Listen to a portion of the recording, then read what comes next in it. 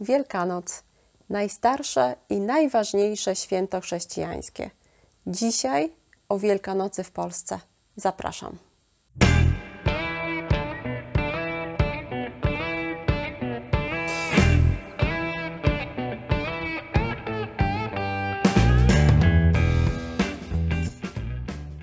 Witam Was na Polski Codziennie.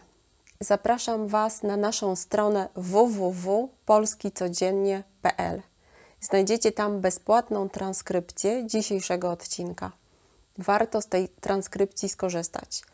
Wideo zostało przetłumaczone na 8 czy 9 języków i jeśli macie duży problem z jego zrozumieniem, skorzystajcie przy pierwszym oglądaniu z tłumaczenia na własny język. Potem jednak korzystajcie z polskiej transkrypcji, przygotowanej specjalnie do wideo. Ta transkrypcja dostępna jest po zalogowaniu się na www.polskicodziennie.pl. Zachęcam Was również do skorzystania z naszego 5-dniowego kursu online. Kurs jest gratis. Poznacie 5 reguł, dzięki temu poprawicie swój poziom polskiego. Zaczniecie szybciej mówić i bez stresu. Kurs również znajduje się na naszej stronie w zakładce Kursy. Zapraszam Was serdecznie. A teraz dzisiejszy temat. Wielkanoc. Wielkanoc to najstarsze i najważniejsze święto chrześcijańskie, które celebruje tzw. misterium paschalne Jezusa Chrystusa, Jego mękę, śmierć i zmartwychwstanie. Polskie święta wielkanocne są radosne, kolorowe i pełne tradycji. Świętowanie Wielkanocy zaczynamy w niedzielę poprzedzającą święta, tydzień wcześniej. Jest to tak zwana Niedziela Palmowa. Przypada ona zawsze na tydzień przed Wielkanocą i zawsze rozpoczyna Wielki Tydzień. Tego dnia zanosimy palmy do kościoła, aby je poświęcić w czasie mszy. Kiedyś takie palemki robiło się samodzielnie, z gałązek wierzby i bukszpanu. Ozdabiało się je suszonymi ziołami, kwiatami i barwnymi piórami zwierząt. Teraz palemki się po prostu kupuje i w niczym nie przypominają one starych, tradycyjnych palemek. Wykonane są obecnie z suszonych kwiatów i barwione sztucznie na mocne, żywe kolory. Sama też kupuję palmę, ale gdy tylko mam okazję, wolę kupić palemkę niepozorną, zrobioną z naturalnych gałązek i liści. Kiedyś wierzono, że taka palemka ma magiczną moc.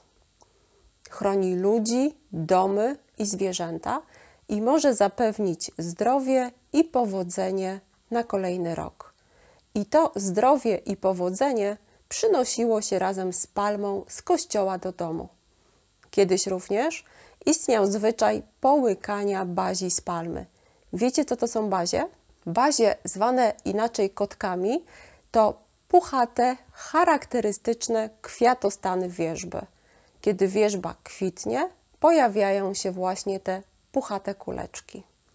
Połykanie bazi miało zapobiegać chorobom i bólom gardła i głowy. Ja nie pamiętam tego zwyczaju, ale podobno kiedyś istniał. W niedziele palmowe odbywają się uroczyste msze święte. Rozpoczynają się od obrzędu poświęcenia palemek i procesji do kościoła. Zwyczaj święcenia palm pojawił się około VII wieku na terenach dzisiejszej Francji. Z kolei procesja wzięła swój początek z Ziemi Świętej. Tyle o Niedzieli Palmowej i tradycji święcenia palemek. Powiedziałam, że polskie święta wielkanocne są kolorowe i tak jest. W czasie świąt w polskich domach pojawia się wiele świątecznych dekoracji. Króliczki, owieczki, kurczaczki, a przede wszystkim pisanki, czyli malowane jajka. Zwyczaj malowania jajek nie jest wyłącznie polskim zwyczajem. Znany był już w czasach Cesarstwa Rzymskiego. Przyjęto go w Polsce z dużą atencją, ponieważ jajko, zgodnie ze starosłowiańskimi wierzeniami, było bardzo ważne. Symbolizowało nowe życie, nowy początek.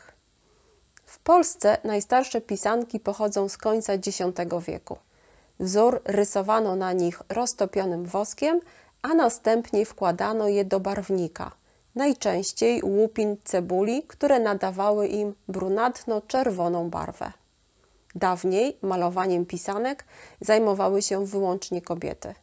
Mężczyznom nie wolno było nawet wchodzić do pokoju, w którym kobiety malowały pisanki. Jeśli mężczyzna wszedł do pokoju, należało odczynić urok, czyli cofnąć ten urok, który intruz mógł wrzucić na pisanki. Dzisiaj do kolorowania pisanek można kupić specjalne barwniki spożywcze. Dzięki tym barwnikom mamy różne kolory pisanek. Już nie gotuje się jajek w łupinach cebuli. Można również kupić specjalne pisaki, mazaki do rysowania pisanek. Jedną z najprostszych metod jest ozdabianie jajek wycinankami. Wycinanka powstaje przez wycięcie jakiegoś wzoru z papieru lub serwetki i naklejenie go na jajko.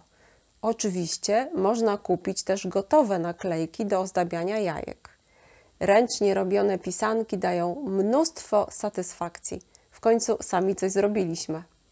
Wprowadzają też do domu świąteczny klimat i stanowią piękną dekorację świątecznego koszyka, w którym święci się pokarmy w kościele. Formalnie uznaje się, że Wielkanoc to 2 dni świąt. Pierwszy dzień świąt to niedziela wielkanocna i drugi dzień świąt to poniedziałek wielkanocny. Ale dla nas, Polaków, Wielka Sobota jest już świętem. Wtedy chodzimy do kościoła, aby poświęcić pokarmy. Sklepy są krócej czynne, generalnie święta. Święcenie pokarmów to kolejny zwyczaj wielkanocny, celebrowany w Polsce. W domu przygotowuje się specjalny mały koszyczek lub duży kosz, to zależy od preferencji osobistych. W koszyku umieszcza się po małym kawałku różnych produktów, które jemy. Jest to zawsze jajko, którym będziemy się dzielić w czasie śniadania wielkanocnego w niedzielę. Jest kawałek chleba, sól i pieprz. Pozostałe składniki koszyka zależą od preferencji osoby, która szykuje koszyk. Można dołożyć kawałek kiełbasy lub innej wędliny. Można dołożyć baranka z cukru. Skład koszyka jest dowolny, święci się te pokarmy, które jemy, trochę więc zależy to od rodziny. Z tak przygotowanym koszykiem idzie się do kościoła. W kościele jest przygotowane specjalne miejsce. Może to być wydzielona część ogrodu lub dziedziniec przed kościołem lub sala w kościele, gdzie stoi długi stół nakryty białym obrusem. Na tym stole wszyscy ustawiają swoje koszyki. Następuje krótka modlitwa, po której ksiądz święci jedzenie, to znaczy kropi je wodą święconą. Taka uroczystość trwa około 10 minut. Kończy się, każdy zabiera swój koszyk, nowo przybyli mogą stawiać koszyki na tym samym stole. I takie święcenia odbywają się przez część Wielkiej Soboty. Poświęcone pokarmy nazywają się święconką. Nazwa pochodzi od święcenia. Zwyczaj święcenia pokarmów to tradycja wywodząca się z wczesnego średniowiecza, a korzenie jej sięgają prawdopodobnie czasów pogańskich. Pokarmy święci się w sobotę, zwaną Wielką Sobotą, ale spożywa się je dopiero podczas niedzielnego uroczystego śniadania. Niedziela wielkanocna zaczyna się świątecznym śniadaniem. Takie śniadanie trochę przypomina kolację wigilijną, z tą różnicą, że kolację wigilijną zaczynamy od podzielenia się opłatkiem, a śniadanie wielkanocne zaczynamy od podzielenia się jajkiem, które zostało poświęcone dzień wcześniej w kościele. W czasie dzielenia się jajkiem składamy sobie życzenia zdrowia, pomyślności i spełnienia marzeń. Dopiero po tym siadamy do świątecznego śniadania. Co jemy w czasie wielkanocnego śniadania? Różnie. Tradycyjnie na polskim stole powinny znaleźć się jajka w różnej postaci. Oprócz jajek, zgodnie z tradycją, powinny być wędliny, zwłaszcza biała kiełbasa oraz pieczone mięsa. Śniadanie świąteczne kończą ciasta. Wśród ciast nie powinno zabraknąć sernika, jest to ciasto zrobione z białego sera, babki wielkanocnej oraz mazurka. To, co obecnie znajduje się na polskim stole wielkanocnym, zależy od tego, co dana rodzina rzeczywiście je. Jeśli ktoś nie je mięsa, oczywiście na jego stole znajdują się potrawy wegetariańskie. Drugi świąteczny dzień to poniedziałek. Mówimy na niego lany poniedziałek lub inaczej śmigus dyngus. W lany poniedziałek polewamy się wodą. Zwyczaj ten wywodzi się ze starych praktyk słowiańskich. Nasi przodkowie czcili bóstwa przyrody. W czasie 2 miesięcy, marca i kwietnia, organizowali zabawy, w czasie których czcili odejście zimy i przyjście wiosny. Oblewanie się zimną wodą miało symbolizować oczyszczenie z brudu i chorób.